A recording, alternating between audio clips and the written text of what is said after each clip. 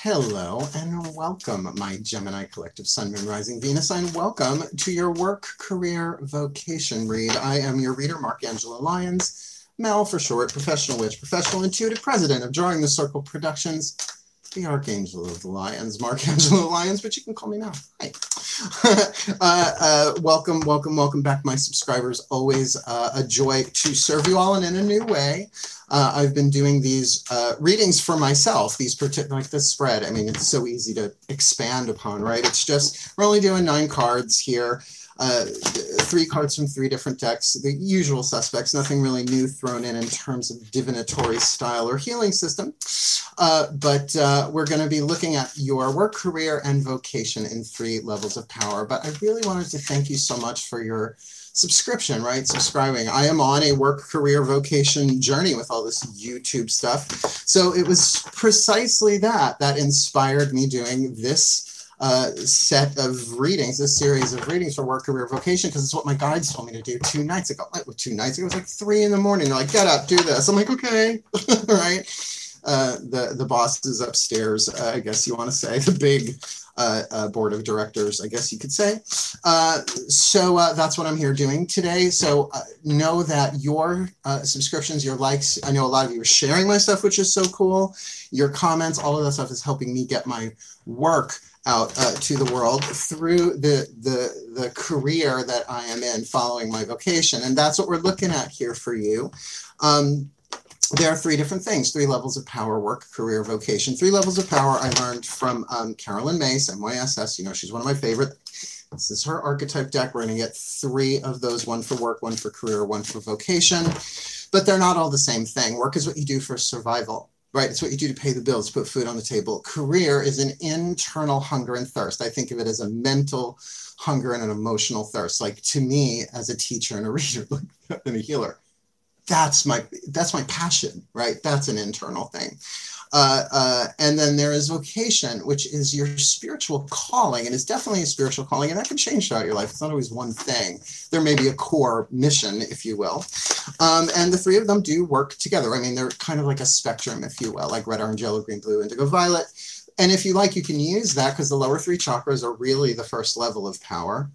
The next 4, the heart, the third are the crown, the inside, so you're looking at work, career, and then that 8th chakra, your vocation, your spiritual calling. So there's all sorts of ways to interpret what we are about to do. So let's get up in it. And if you are new to my channel and you find this interesting and by all means helpful, please do subscribe. I am shooting for 30,000 subscribers. I know I'm not at 2,000 yet, but then I will be able to have that join button, right? So that I will have the membership thing and I can put my extended readings here as well as on VIMEO.com. So here you would pay 1 fee a month to see all of the private material, including, you know, unless there are tiers or something, I'll figure that out when I get there.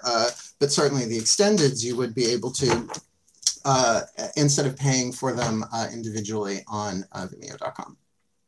Help me get there. Like, subscribe, comment, share, all of that stuff that helps people see the stuff according to the algorithm. I don't know who this Al guy is, but he seems very powerful, maybe a little too powerful. That said, let's get into this gig. This is a general read. Please take what resonates, leave what doesn't. There's Carolyn May said that the word interpretation should never have a period after it because you can never really stop. You have to make yourself stop interpreting. But that's where the intuitive skill and, for me, my mystical connection to the pantheons comes in handy. Right. So let's do this. All you got to do is breathe. Stay in the present moment. I'm going to bring you through what they show me and what they tell me and what I feel as we go. You be here now, focused in the breath. You'll be able to know what resonates and what doesn't. Cool. Let's do this. All the decks that I read are in the description box below. There are only 3 of them. I'll call them out as I go anyway. Breathe. And there we are. I've had a very, very busy spiritual morning, you could say. Oh, here we go. My collective pantheons of angels, goddesses, gods, masters, and the higher selves of all involved. Please. I need 3 cards for this Gemini collective Sun, Moon, Rising, Venus sign in their work, career, and vocation. Please, from the Caroline Mace archetype decks, what are the dominant archetypes that they are dealing with in their work, career, and vocation within themselves, maybe within another, within a situation, regardless, it's developing some sort of power within them, a soul power that they were sent into this world to develop. So please, one card, please, my collective pantheons, for their work, survival, lower 3 chakras, the literal world, the physical world. One, please, for their career. The next 4 chakras, heart, throat, third eye, and crown. The personal world, the interior world, the psychological world, the world behind your eyes. Now, this one I'm reaching for you. This is going pretty high. This should be interesting. Please, their vocation. One card, please, for their vocation. And this is for, I'm not going to call these timeless, but I would say these are for October and November, because work, career, vocation stuff, particularly in 2020, is going a little slow. So let's have a look. We're just going to dive in, right? I can interpret this stuff for hours. Let's just see what we got here. Did I just bonk my thing? Yeah, I did, but it's okay. Well, your first card down, I'm going to have to preface a little bit before I flip this puppy over. It is definitely a wisdom family archetype, and it has such personal resonance to me, though I have no, particularly in terms of work. You got the card of the witch. All right, now this is one of the cards that Carolyn Mace provides in the deck so that you can create your own, right? All I did was draw a 5-pointed star, so it became sort of like a pentacle, 5-pointed star in an octagon, and wrote the word witch on it. Now, on every other card in this deck, aside from the blank ones, there's light attribute and shadow attribute. Luckily, I'm a witch and know the witch archetype rather well. In fact, if you go on Vimeo, you will be able to watch the beginning of a series that I did, God, what was that, 3 years ago, 4 years ago, called The Witch Archetype, breaking down all of the different sub-patterns, like the healer, like the spellcaster, like the shapeshifter, like, and on and on and on. The priestess, the shaman, right? Because there's so many different types of witches, different powers. But even if you don't identify as a witch, that's fine. This is really about, in the physical world, you using your wisdom on your feet, right? Like, that's the thing. To be a witch to your boots means to really, that's so Granny Weatherwax. Bless you, Terry Pratchett, thank you for Granny Weatherwax. That thing of really being to the bone, to the core, like taking your wisdom, learning from what you have experienced. This is not about book learning. Yes, a book, particularly fiction, like Terry Pratchett, gives me quite an experience and can transmit wisdom verbally and perhaps energetically. God rest his soul. Blessed be. But it's often from making our mistakes that we learn. Like, you don't know how many crazy people I worked for. That's why I'm self-employed, right? But that, in order for me to be who I was born to become in this life, it couldn't happen any other way. And that's true of every aspect of our lives, right?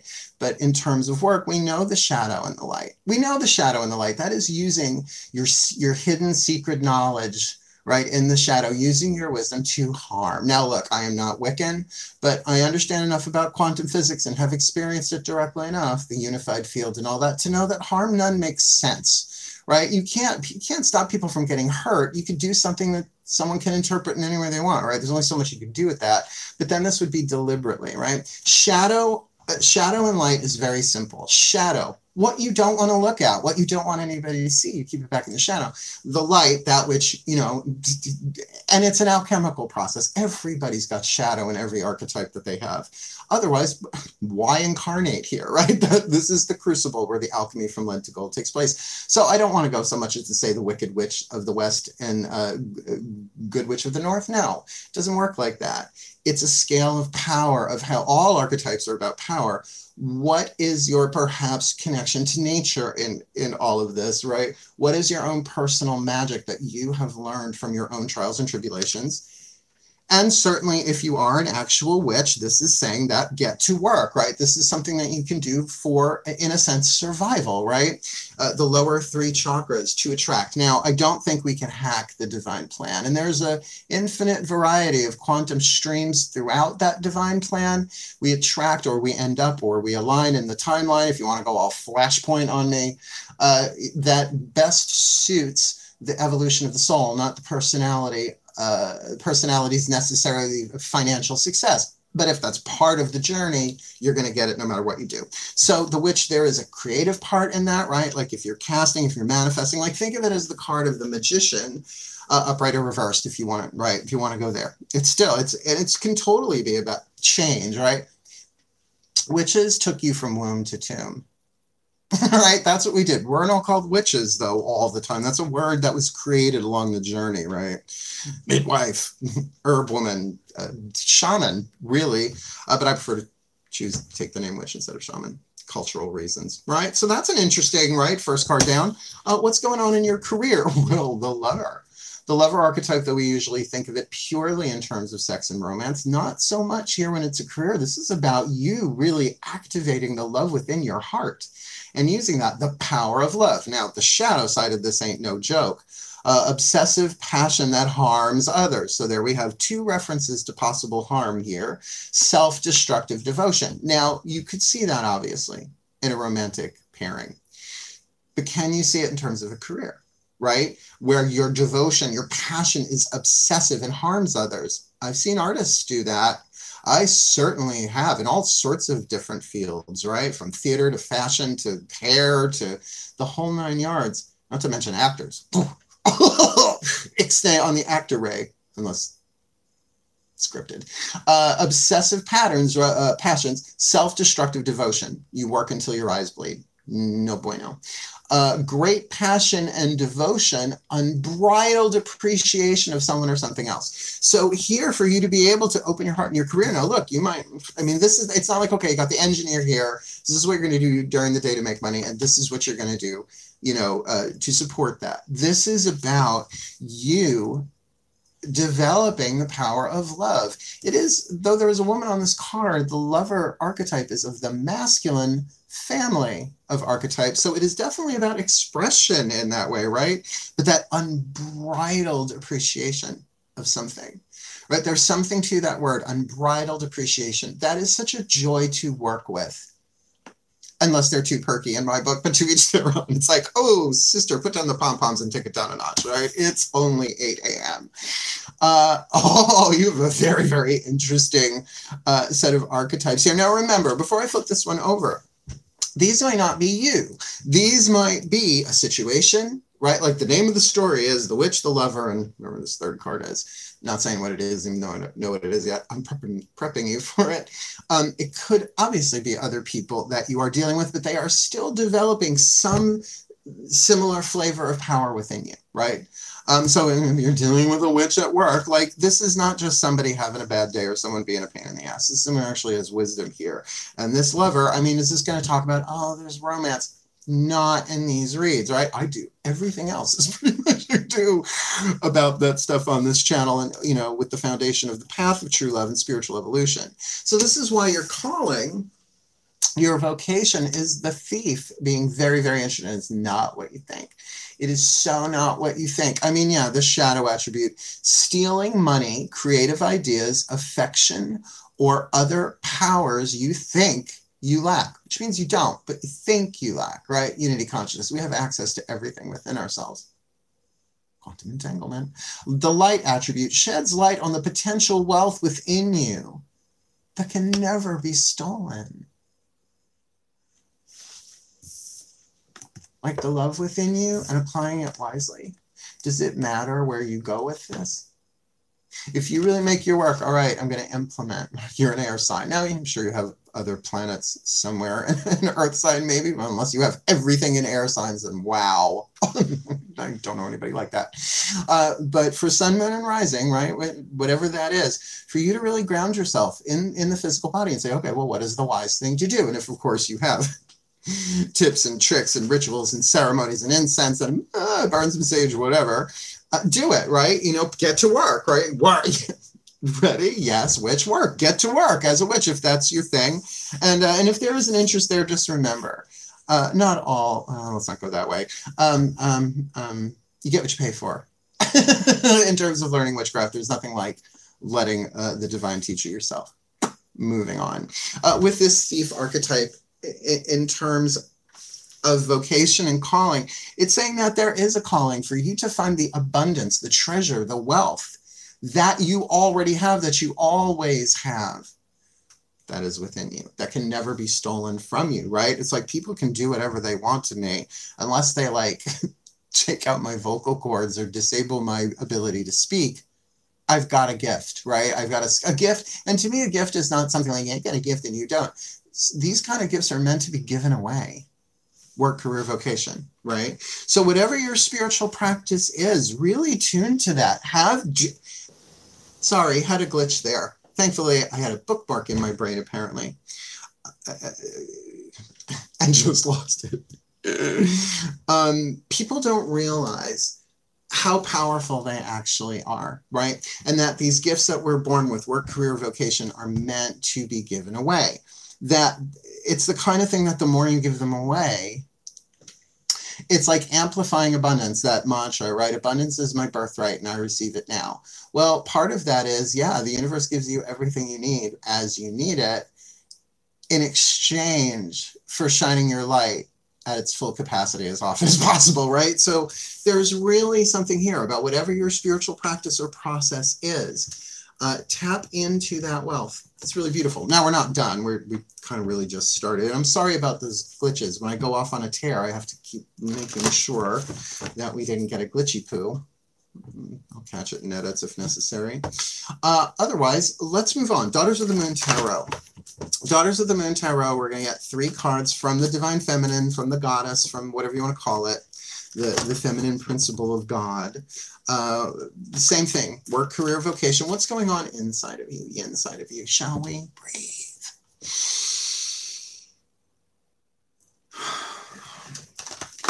My goddesses, please.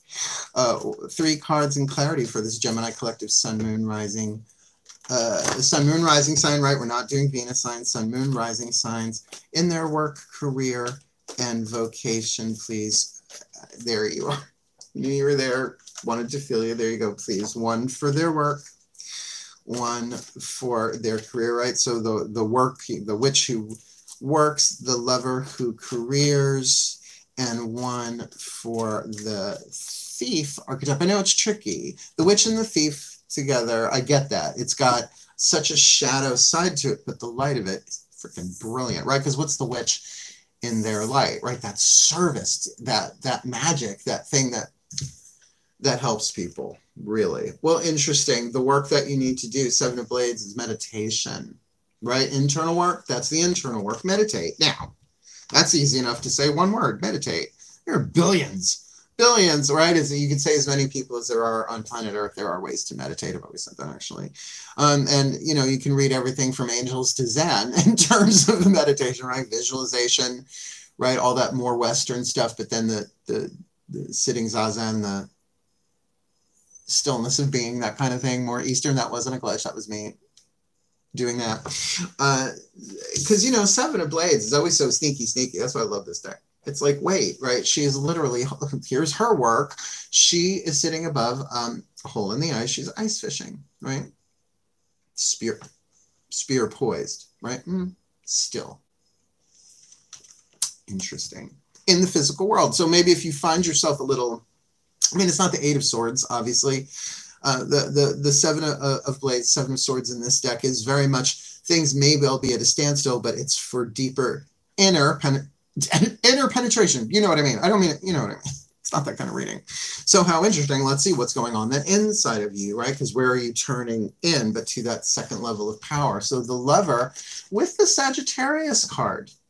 Now, I get for some of you, there might be a love interest involved with your career who might have qualities or be a Sag. That's just a chunk of you that just went, I felt it. I'd say maybe 25%. There's some click there that this is somebody, and maybe that is true, particularly because of the Lover's card. But this might be somebody that you have unbridled passion and appreciation for that is non-romantic.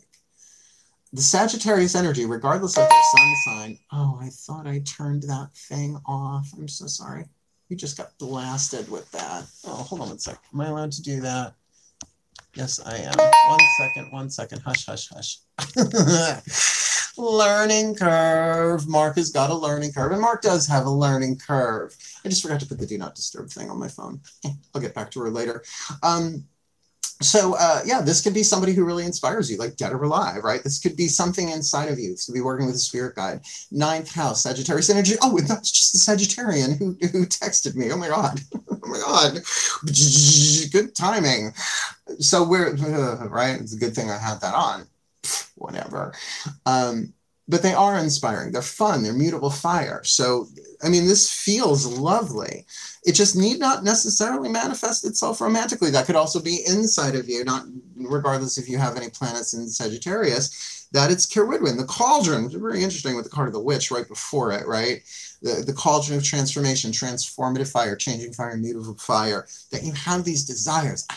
You have dreams. You want fame. Well, fame costs, and here's where you start paying. In sweat. Fame. Yes, I was a kid in the 80s. I was a teenager in the 80s. You should have seen me. I could drop into a split, baby. Not anymore. Nice clothes, not doing it.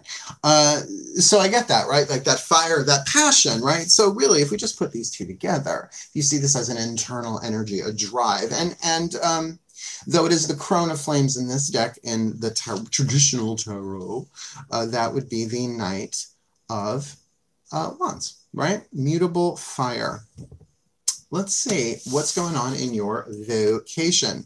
We said we got the Thief archetype, interesting, with the 10 of Blades. In this deck, the rattle. It's about all the pieces of the puzzle coming out on the table, so to speak. This is the passing of the talking stick called the rattle.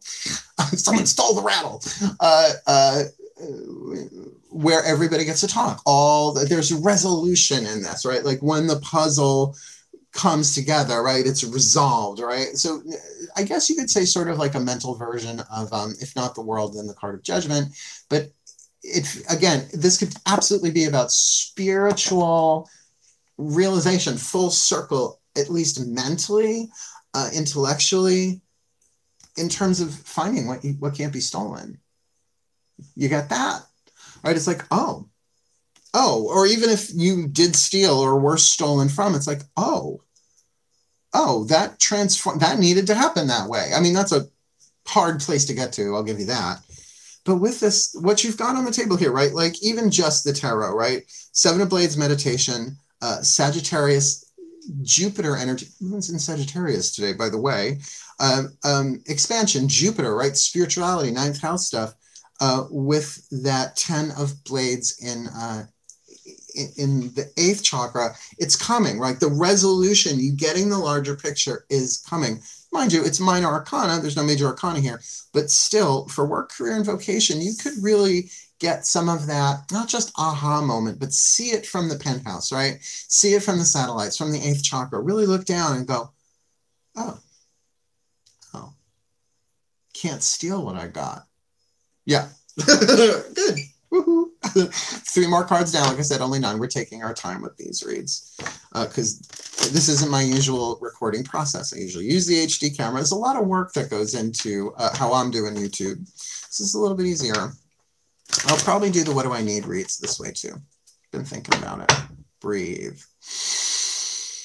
We've got the soul powers on the table. We've got the internal experience. Last 3 will be the external experience. And by the way, I use this for clients all the time. That's why I never thought, I'm like, oh, it's too simple for YouTube. Then they're like, you're doing 5 card draws. You can do this. Breathe. Here we go. Oh. My gods, Hermes in particular, please. 3 cards in clarity for this Gemini collective Sun, Moon, Rising, Venus sign in their work, career, vocation. We've got the Witch with meditation. Please, 1 card to clarify that going on the inside. What's it looking like on the outside? Same thing for the Lover and their career with that Sagittarius energy. And I do feel that fire. I do feel that passion. So that's what's going on the outside, the Yang. And for this Thief archetype, again, this does not have to be you. This can be an experience that you had or are having, right? Or may have, brings you like such resolution. Yes, they're saying this in my ear. Yes, might have come as a betrayal, right? 10 of Swords we always think of as betrayal, but it's the end of the suit of air. So why would that always end in betrayal, right? So again, interpretation has no end to it. That's not what I'm getting here. There may have been, right? Particularly if someone stole from you that you trusted. So what's going on the outside? Shall we? My gods, please, what's going on in the Yang for them in their vocation? Okay, that took a little while. Let's see what you got. Again, you got the Witch archetype with meditation on the inner. Oh, and Nine of Pentacles on the outer. So you're good to go. And right, your foundation is there. You have everything you need. It's not a 10, but it's a 9. Right? God bless the witch who has her own. I should say goddess, and God bless the witch that have their own, because, you know, politically correct with the pagans, or they'll hex you. Some of them, we just live and let live, fairly take and fairly give. But, you know, there's that standing with your own, having your own, that sense of security. And I love this for you. In the position of work, right? That you might not have all the money that you need, but you certainly have all the skills and the wisdom, right? It's the witch archetype.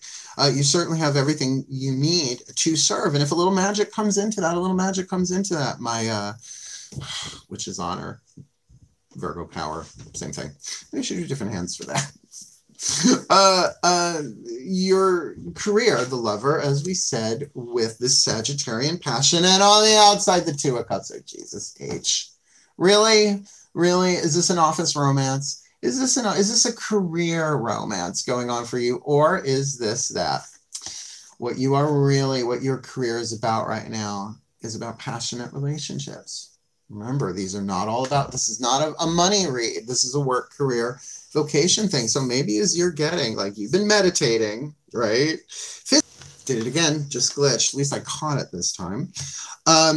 Yeah, so you could totally be like, you know, for your work, whatever it is you have to do, using your wisdom, meditation, really, really solidifying that, having everything together. Like, you might be getting your work life together in that way, but maybe using a little this, a little that, to make to get the work done, while inside of you. And I was not expecting, you know, they did kind of warn me this was going to happen last night, because this could very much be that your career right now really is about transforming yourself to be a better lover. And yes, I could say that could happen in all sorts of altruistic ways and spiritual ways, but this is I can feel it, Gemini. This is in your heart. There's someone you're in love with, and that's like part of your career. Now, I'm not saying that's a codependent thing. This could be a very healthy thing. Depends on how you play it. But don't forget, your work, you're pretty solid. You're pretty stable. Follow your truth in this stuff, but know that there are lessons involved here. Check out the obsession, right? The obsession, the passion, like I said. I mean, even if this is that you have that kind of passion with work, there is a way to interpret this, that the Two of Cups really means that you have a very, very strong connection to what you're doing, right? A real love for it. Like, Two of Cups is not necessarily a true love card for me. It's a 2, right? It is that attraction. It is that emotional bond. It is that getting to know each other phase, right? It's beyond, it's reciprocal. Right? So is there a reciprocal give and take going on with you in your career? My sense is yes, because you're pouring a lot of love into it.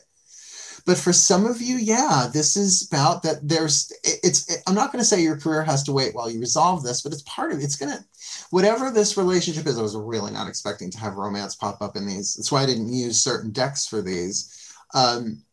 That this relationship is not part of your career, but you're learning things from it inside of you. Your career isn't just about making money then. Do you understand? It's like somebody's career could be their own internal healing, right? And the outside, they're doing whatever they have to do, whatever archetype, their spiritual path. This is maybe they're really, really committed in that way. But either way, the Two of Cups with the lovers, it's a little hard to overlook. Right? If it's one or the other, but this feels like either that or your career is being really influenced by an emotional love connection. Chuck Willery, a white courtesy telephone. What you got going on here? Last card, right? The Thief. You've been thieving, you've been stealing. What you've been stealing? You would only be stealing money, creative ideas, affection, or other powers you think you lack. I'll do an overview, you know I do. But to find that resolution within yourself, I don't want to just call it an aha moment, because that can be an ace as well as a 10. And yes, the 10 reboots at the ace. But there's something here about communication as well. And I don't feel like, I mean, maybe it's triggered by external communication with others, but this is 8th chakra stuff, right? This is your calling. Like, this could be a pantheonic experience. Being with your many deities, right? This could be a real communication, a real eye-opener, a real what do they call it? Brain synthesis. I guess that is the aha moment, but this feels like it's like a mystery, right? Like there were pieces stolen and now they're being returned with this great insight. Oh, Zeus, the emperor. So yeah, this is the card of Sagittarius. What? Well, he sits in the throne of Sagittarius for me, at least. It's not the card of Sagittarius, it's Aries, whatever. But my God, it's like the power here.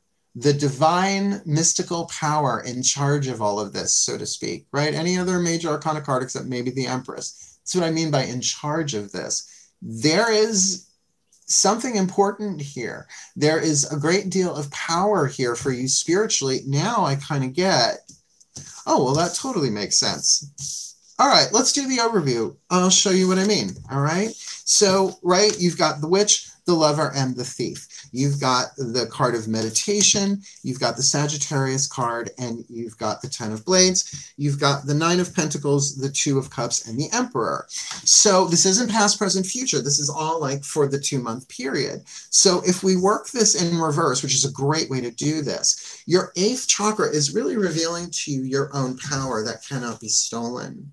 Your birthright, so to speak, in terms of power, right? Spiritual power, a real resolution, a real mind-opening thing. And that would make sense for a vocation, a calling, right? That higher vibe stuff, higher dimensional stuff.